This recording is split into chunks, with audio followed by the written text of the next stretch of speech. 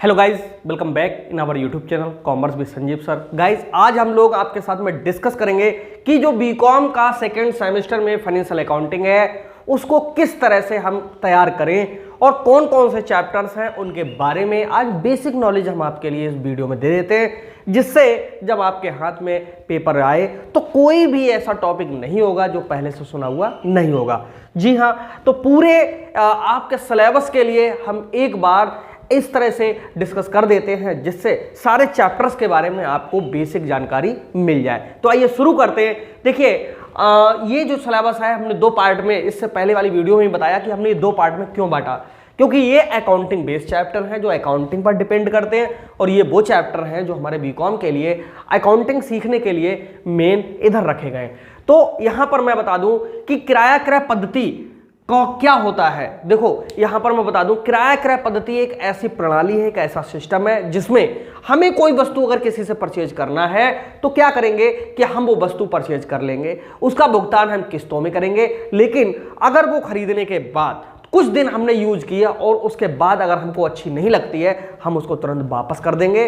जो विक्रेता है वो ये नहीं कह सकता कि नहीं, ये वस्तु अब हम वापस नहीं लेंगे, क्योंकि हमने उसे खरीदा है हायर परचेज सिस्टम से। तो हायर परचेज का मतलब यही होता है कि हमने उसे जो भी पैसे दे दिए वो उसके हो गए और वस्तु भी अब वही लेगा, यूज की हुई वापस लेगा, खराब है तब भी वो वापस लेगा, ठीक है। लेकिन तुम सोचो तोड़ के ले जाओ तो वापस थोड़ी नहीं लेगा। अगर उसमें कोई कमी आती है, आपको पसंद नहीं है, तो वो उस वस्तु को वापस लेगा। इसी को हम कहते हैं हायर परचेज सिस्टम। यानी जिसने बेचा है उसने जो पेमेंट ले लिया वो उस वस्तु का क्या किराया मान लेगा और वो वस्तु को वापस ले लेगा। अब यहीं पर दूसरा इसी का पार्ट है, कुछ बुक्स में ये एक ही चैप्टर बना हुआ है, किस्त भुगतान पद्धति। सेम दूसरी तरीके से ये समझेंगे कि वो वस्तु वापस जब नहीं लेगा तो वो कहलाती है किस्त भुगतान पद्धति। मान लीजिएगा एक लैपटॉप है, आपने मार्केट से परचेज किया और मार्केट से परचेज करने के बाद में आपने उसको 1 महीने 2 महीने 3 महीने चलाया। जो भी उसने डाउन पेमेंट था, डाउन पेमेंट का मतलब है एडवांस कितना लेगा और फिर किस्तों में कितना लेगा, ठीक है। दो तरह से पेमेंट लेते हैं वो, नगद और किस्तों में। अब यहां पर आपने मान लीजिएगा उसके 10,000 रुपए आपने एडवांस में दे दिए और बाकी 2-2 हज़ार की या 3-3 हज़ार रुपए की इंस्टॉलमेंट पे कर रहे हो। 3-4 महीने यूज करने के बाद में तुम कह रहे नहीं हम तो ये नहीं लेंगे, तो अगर उसे वापस देते हो तो किराया क्रय पद्धति अगर वो वापस कर लेता है, शर्त किराया क्रय की होती है तो वो वापस ले लेगा। और ये दूसरी शर्त होती है किस्त भुगतान पद्धति की। इसमें क्या होता है, वो लैपटॉप को वापस नहीं लेगा, वो लैपटॉप को वापस नहीं लेगा, लेकिन क्या करेगा, आपकी जितनी भी किस्तें हैं वो किस्तें आपसे लेता रहेगा, ठीक है। यानी इसमें कोई भी वस्तु वापस नहीं की जाएगी। अब यहां पर इन दोनों में बस इतना सा ही डिफरेंस होता है कि इसके मालिक आप किस्त भुगतान पद्धति के उसी दिन से बन जाते हो जिस दिन आप वस्तु को परचेज करते हो, और इस वाली में किराया क्रय पद्धति में जब तक लास्ट पेमेंट नहीं हो जाता तब तक आप ऑनर नहीं बन सकते हो, ठीक है। इन दोनों में से न्यूमेरिकल एक जरूर आता है, ठीक है। अगला आता है शाखा खाते। शाखा खाते कैसे कहते हैं, ये बहुत अच्छे से मेरे चैनल पे डिफाइन है। देखो, शाखा का मतलब ये होता है जब हमारा कोई बड़ा बिजनेस हो जाता है तो सेम बिजनेस को ही किसी अन्य स्थान पर सेट कर देना, बस क्या कहलाता है, शाखा कहलाता है, ठीक है। जैसे आपने देखा होगा इस SBI है, पंजाब नेशनल बैंक है, या हीरो की एजेंसी है, मारुति सुजुकी की एजेंसी है। आपने देखा ये जगह जगह जो एजेंसी खुली हुई है, कुछ नहीं, ये शाखा व्यापार है। देखिए, मारुति सुजुकी जो है वो मैन्युफैक्चरिंग कर रही है किसकी, कार की। अब वो एक जगह पर कार तो सेल कर नहीं सकती, क्योंकि जो पूरा इंडिया है वहां के सारे लोग एक स्थान पर परचेज करने तो जा नहीं सकते हैं। तो क्या होगा कि वो कस्टमर्स की सुविधा के लिए उनके पास तक अपने एजेंट लगाकर सेम अपना बिजनेस वहां स्टार्ट कर देते हैं, वहीं पर सेल करने लगते हैं। तो ऐसे बिजनेस को हम शाखा बिजनेस कहते हैं या शाखा व्यापार कहते हैं। और इनका हिसाब किताब रखने के लिए लिखोगे कैसे, शाखाओं का हिसाब किताब रखने के लिए, यानी उसे कितना घाटा हुआ कितना फायदा हुआ ये जानने के लिए वर्ष के अंत में जो खाते बनाए जाते हैं बस उन्हीं को हम शाखा खाते कहते हैं। अब बात करते हैं हम विभागीय खाते की। ये क्या होता है, जब कोई बहुत बड़ा बिजनेस जहां से उसको कंट्रोल तो एक ही स्थान से ऑफिस से किया जाए, लेकिन ग्राहकों की सुविधा की दृष्टि से एक ही छत के नीचे चल रहे व्यापार के लिए जब अलग अलग टुकड़ों में बांट दिया जाए, बस समझ लो उसके लिए ही हम क्या कहते हैं, विभाग कहते हैं। यानी एक बिजनेस के छोटे छोटे भाग क्या कहलाता है, विभाग कहलाता है। जैसे आपके कॉलेज में आप पढ़ने जाते हो, साइंस डिपार्टमेंट अलग है, कॉमर्स डिपार्टमेंट अलग है, आर्ट डिपार्टमेंट अलग है, ठीक है। तो इस तरह से क्या होता है, ये सब क्यों अलग अलग कर दिए जाते हैं, जिससे स्टूडेंट को दिक्कत ना हो, वो अपने ही डिपार्टमेंट में जा करके जो पढ़ाई करना है, कोई सूचना लेना है, कोई एप्लीकेशन देना है, वो वहीं से अपना सीधा कर सके।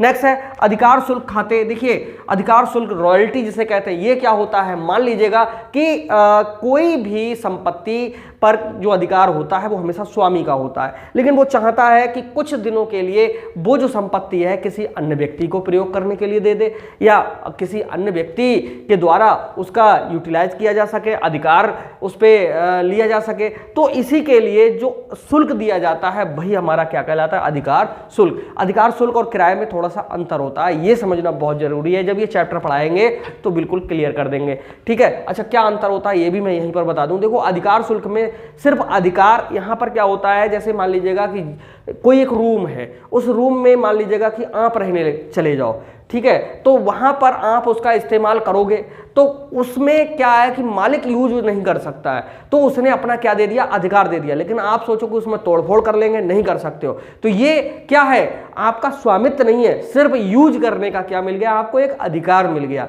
अब यहां पर उस अधिकार के बदले में जो आप उसको दे रहे हो भाई उसका क्या कहलाता है, किराया कहलाता है। लेकिन यहां पर मोस्टली वो चीजें जो दिखाई नहीं देती हैं उनके बदले में जो प्रयोग किया जाता है उसको हम अधिकार शुल्क यहां पर कहते हैं। जैसे आपने देखा होगा अधिकांश रूप से जो न्यूमेरिकल बनते हैं वो खानों से बनते हैं, माइंस से बनते हैं, तेल के कुएं से बनते हैं, पुस्तक लिखने का जो अधिकार है उससे बनते हैं, ठीक है। तो यहाँ पर कोयला निकालने, पत्थर निकालने, ठीक है, इत्यादि चीज़ों में क्या है, अधिकार शुल्क दिया जाता है, ठीक है।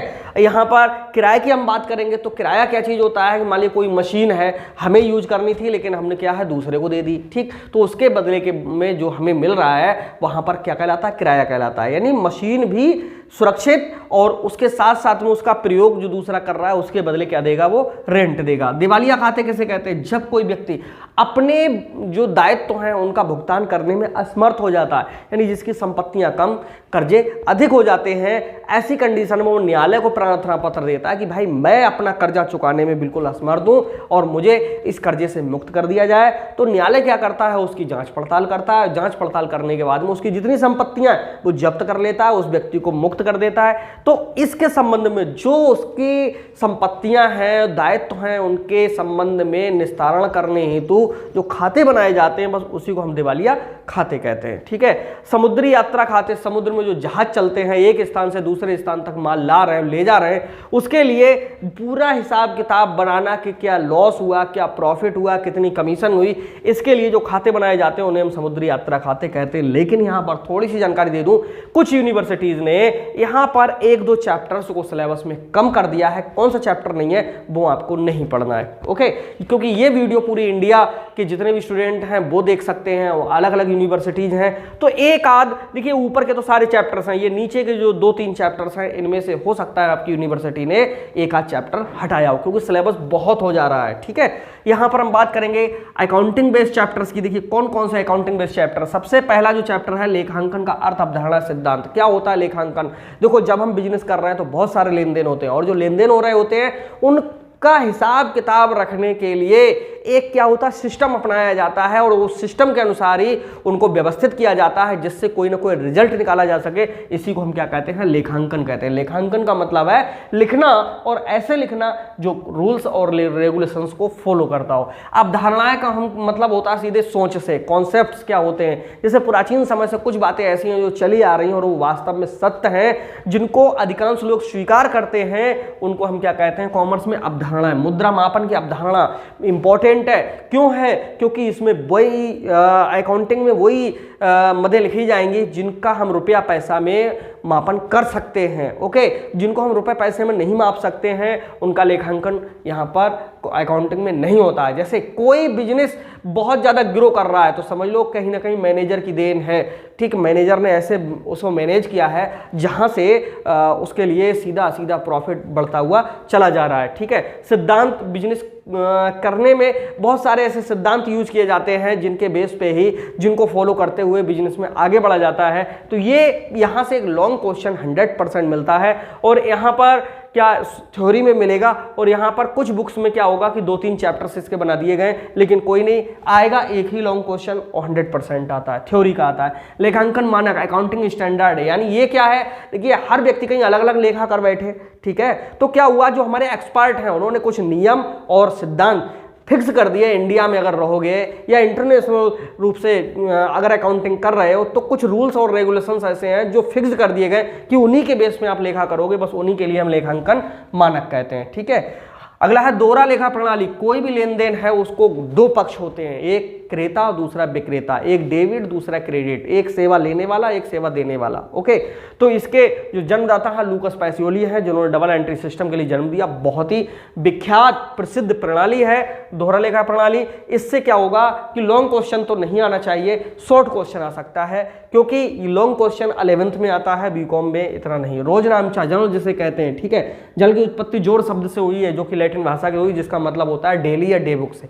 यानी जितने भी लेन देन होते हैं उनको क्रमबद्ध तरीके से सीरियल नंबर के साथ में जिसमें हम पुस्तक में लिखते चले जाते हैं, वो हमारी कौन सी कहलाती है, रोज नामचा पुस्तक कहलाती है, जर्नल कहलाती है। खाता वही सभी के, इसमें सभी खाते खोले जाते हैं, और वो लेन देन जो मौद्रिक रूप में भुगतान किए जा रहे हो या रिसीव हो रहे हो, उन सब के लिए एक ही स्थान पर लिख दिया जाता है। तलपट, ये परीक्षा सूची के नाम से भी कभी कभी आ जाता है। इसमें क्या होता है, डेबिट और क्रेडिट दोनों ओर का जब टोटल बराबर है तो समझ लीजिएगा कि तलपट हमारा सही है। तो तलपट कोई खाता नहीं है, ये भी बहुत बार पूछा जाता है, अल्टरनेटिव में बहुविकल्पी में पूछा जाता है। तलपट क्या है, एक परीक्षा सूची है। इससे हमें ये पता चलता है कि हमने जो अकाउंटिंग की है, हमारी जो जर्नल किया हुआ है या जो खाता बही है उसमें पोस्टिंग की हुई है, वो सही है या नहीं है। अंतिम खाते मोस्ट इंपॉर्टेंट है, न्यूमेरिकल इससे मिलेगा 100%, और जो न्यूमेरिकल मिलेगा उसमें कम से कम 6 समायोजन आपके एग्जाम में आएंगे, ठीक है। हमारे चैनल पर देखते रहिएगा। अंतिम खाते से रिलेटेड आपको बहुत अच्छा कंटेंट मिल जाएगा। लेखांकन समीकरण अकाउंटिंग इक्वेशंस हैं जो कि हमारे बैलेंस शीट के लिए निर्धारित करती हैं कि क्या आइटम कहाँ पर हैं और वो सही से सेट हैं या नहीं है, क्योंकि इसमें भी दोनों ओर का जो टोटल है वो बराबर ही आता है। तो ये हमारा पूरा एक सिलेबस था जो संक्षेप में आपने समझा, और इससे संबंधित जितनी भी पढ़ाई है इसी चैनल पे आपको मिलती रहेगी। तो अगर चैनल सब्सक्राइब ना किया हो कर लीजिए, वीडियो को लाइक कर दीजिए। मिलते हैं हम नेक्स्ट वीडियो में, तब तक के लिए बाय बाय।